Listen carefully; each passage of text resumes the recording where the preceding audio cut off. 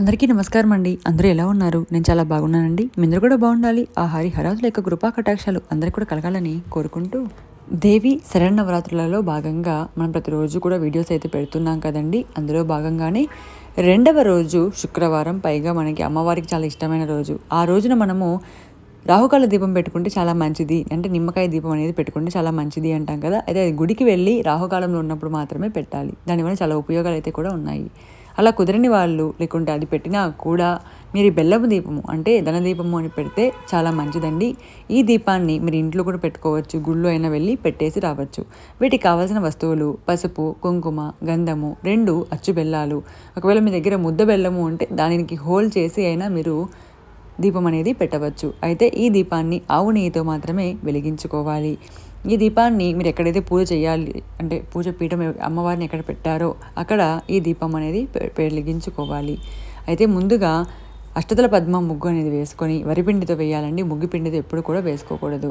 దానిపైన స్వస్తిక్ గుర్తును వేసుకోవాలి. ఒక తమలపాకు తీసుకొని దానిపైన స్వస్తిక్ గుర్తు అనేది వేసుకోవాలి. ఈ స్వస్తిక్ గుర్తు గంధంతో కానీ పసుపుతో కానీ వేసుకుంటే చాలా మంచిది. ఇలా స్వస్తిక్ గుర్తు వేసుకున్న తర్వాత దీనిని కూడా కుంకుమ బొట్లతో అలంకరించుకొని, ఇప్పుడు ఈ బెల్లపు ముద్దలను కూడా పసుపు, కుంకుమ, గంధం, అంటే పసుపు గంధం కలిపిన మిశ్రమంతో కలిపి మనం కుంకుమ బొట్లు 4 వైపులా పెట్టుకోవాలి.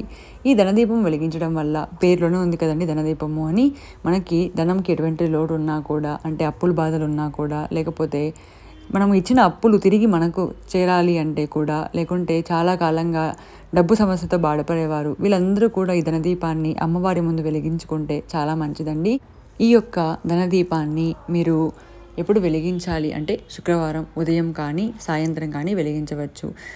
సాయంత్రం కంటే కూడా ఉదయం వెలిగించుకుంటే చాలా మంచిదండి. దాంతోపాటుగా 4 వైపులా లవంగాలు, అలాగే యాలక బుడ్డలు 4 పెట్టుకోవాలన్నమాట. అంటే తూర్పు, పడమర, ఉత్తరం, దక్షిణ భాగాలలో, అలాగే నైరుతి, ఈశాన్యం, అలా మూలలో కూడా 8 మూలలా ఉండేటట్టుగా మనం ఈ యొక్క మిశ్రమాన్ని పెట్టుకోవాలి. దీపం కొండెక్కిన తర్వాత వీటిని చక్కగా పొడిలాగా చేసి ఆవుకు తినిపించండి, చాలా మంచిది. అలాగే ఇక్కడ మనం వాడిన యాలకులు అలాగే లవంగాలను కలిపి కర్పూరంతో కలిపి ధూపాన్ని ఇంట్లో వేయండి ఈరోజు సాయంత్రం, చాలా మంచిది. ఇలా ఆవు నెయ్యితో దీపాన్ని వెలిగించి మీరు వెలిగించినట్లయితే ఇంట్లో చాలా మంచిదండి. మంచి రిజల్ట్ అయితే, పాజిటివ్ ఎనర్జీ అయితే మనకి వస్తుందన్నమాట. దానితో పాటుగా ఈ రోజున అలంకారము గాయత్రీదేవిగా, అంటే ఇంద్రకీలాద్రిపై ఉన్న దసరా నవరాత్రులలో భాగంగా అమ్మవారిని ఈరోజు గాయత్రీదేవి రూపంలో మనం పూజించుకుంటే చాలా మంచిది. ఈ ధనదీపాన్ని పెట్టినప్పుడు మనము పంచోపచార పూజ అనేది చేసుకోవాలి. మీరు సపరేట్గా ఈ దీపాన్ని మాత్రమే పెట్టుకుంటున్నారు అంటే పంచోపచారము అంటే దీపాన్ని వెలిగించాము, ఇప్పుడు అగరవత్తులని అంటే ధూపాన్ని వేయటం, ఆ తర్వాత పువ్వులు సమర్పించడం, అక్షింతలు, కుంకుమ సమర్పించడం, దాంతోపాటుగా కొబ్బరికాయను కొట్టడం, కొద్దిగా నైవేద్యముగా ఏవైనా ఫ్రూట్స్ కానీ లేకపోతే మామూలుగా డ్రై ఫ్రూట్స్ కానీ పెట్టి మనం నైవేద్యంగా పెట్టుకోవచ్చు. లేదు పూజలోనే చేస్తున్నారు అనుకుంటే మీరు ప్రత్యేకంగా చేయకుండా వీటితో పాటే అమ్మవారితో పాటే చేసుకోవచ్చు. అయితే ఈ దీపాన్ని మనం పెట్టినప్పుడు అష్టోత్తరాలు కూడా ఈ దీపం దగ్గరే, అంటే కుంకుమను కానీ లేకపోతే అక్షింతలు కానీ పువ్వులు కానీ వదులుతూ అష్టోత్తరం చెప్పుకుంటే చాలా మంచిది. రెండవ రోజు కాబట్టి గాయత్రీదేవిది కానీ లేదా ఓం దుమ్ దుర్గాయే నమః అనే మంత్రాన్ని కానీ జపించుకుంటూ మనము ఈ దీపానికి పూజించుకోవాలి. ఆ తర్వాత చివరిగా కొబ్బరికాయను సమర్పించి కర్పూర నీరాజనం అనేది కూడా సమర్పిస్తే చాలా మంచిదండి. తప్పకుండా ఈ యొక్క దీపాన్ని మీ ఇంట్లో వెలిగించుకొని ఆ అమ్మవారి యొక్క కృపా కటాక్షాలు అందరూ కూడా కలగాలని, కలిగించుకోవాలని కోరుకుంటున్నాను.